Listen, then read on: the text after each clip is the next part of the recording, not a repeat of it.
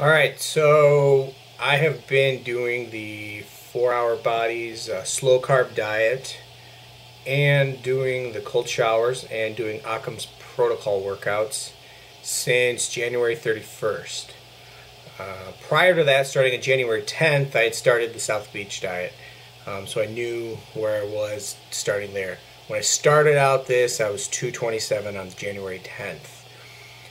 My first initial weigh-in on January 31st was at 223. So I'd lost 4 pounds in 3 weeks doing the South Beach, which I've done many times before with good short-term success, but nothing really lasting. In reading the 4 Hour Body book, there's a lot of people that were really skeptical about it, and was I? Yeah.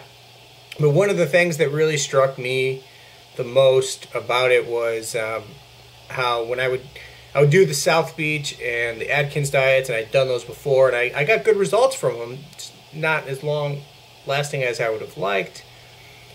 And one of the reasons was every couple weeks I kind of felt I would always plateau and stop losing weight. And on those diets, if you've ever been on them, you're losing a lot of weight really fast. And exercising, things like that. I'm always doing that when I'm doing these diets. And when you hit those plateaus, it's really hard, and you want to go off and you want to have a meal here, and it's like, especially on the Atkins, because you're trying to stay in, it's a ketosis type of diet, you're trying to stay in that level for so long. It's like any bite of anything, even decadent, like just takes you out, and it's almost like, oh, the last 3 weeks were for nothing, and it can be very disheartening. So when I read the 4 Hour Body, and he said, hey, you do this diet for 6 days and you get 1 day off.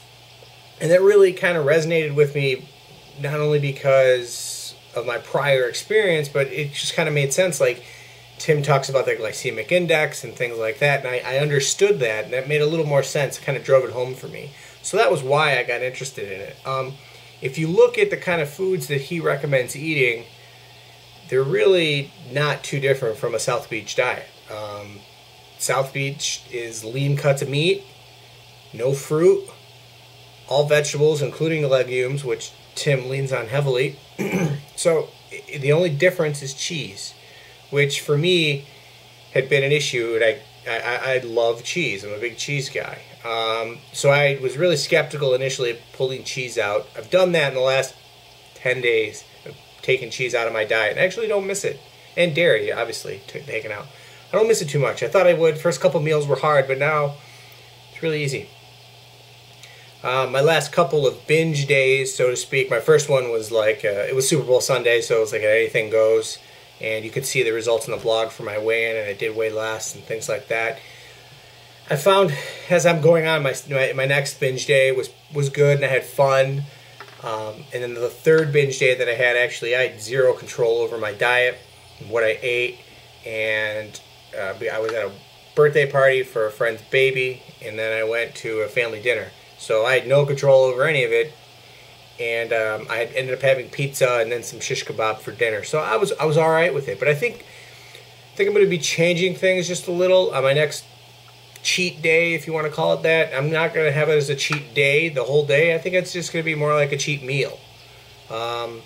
Mostly because I just don't find those foods appetizing anymore. I know it's crazy, but he talks about it in the book, and I've had this happen to me before on other diets where I just don't have an appetite, and I'm not hungry, and whatever. Like, I just can't do it anymore.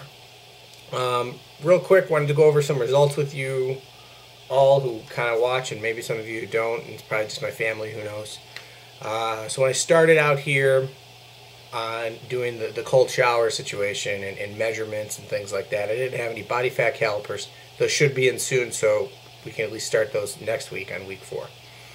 So I weighed in at 223 pounds, and my total inches for my whole body were 305. Moving now to week 3, which my weigh-in was just 2 days ago, I'm at 298.5 inches, and I weighed in at 217.5. I actually weighed in today at 217, so I've lost a half a pound. I have been doing it at the same time of the day. I have been having the same person measure. We're measuring in the same areas. most of the loss that I've seen has been in my legs, actually. And looking at this, my hips have stayed the same, so kind of around measuring around my butt. My thighs, though, I've lost an inch and a half in those since we started, and that's mostly, I think, because of that Occam's leg protocol. I never worked out my legs, let's be honest. And I haven't seen some of the losses in my stomach that I would have liked to. I did 2 inches above the navel. I went from 43 inches to 41, but around my belly it's been about the same. I've lost a half an inch. And 2 inches below my navel I went from 44.5 to 43, so I'll take it. But for those of you who are really hung up on the scale, I'm having similar conversations with my dad, and I would say don't get hung up on the scale. If you don't lose any weight, that's okay, because I actually didn't lose any weight for the last week, but I lost inches. And actually, I bought a belt in November, and when I bought the belt, I had 2 holes down to use. So I could still use the belt if I got 2 holes skinnier, essentially. And through the holidays, that went to 3. So when I started this whole venture, I had 3 extra holes. Now I'm down to 0. So I may not necessarily be losing the weight, but I'm definitely adding some muscle and things like that. The cold showers aren't that bad anymore. I'm pretty much used to them. Kind of actually look forward to them. They really wake you up, and it's a nice feeling. But anyway, I'll continue to do more updates so you guys can see, listen, hear, talk, whatever.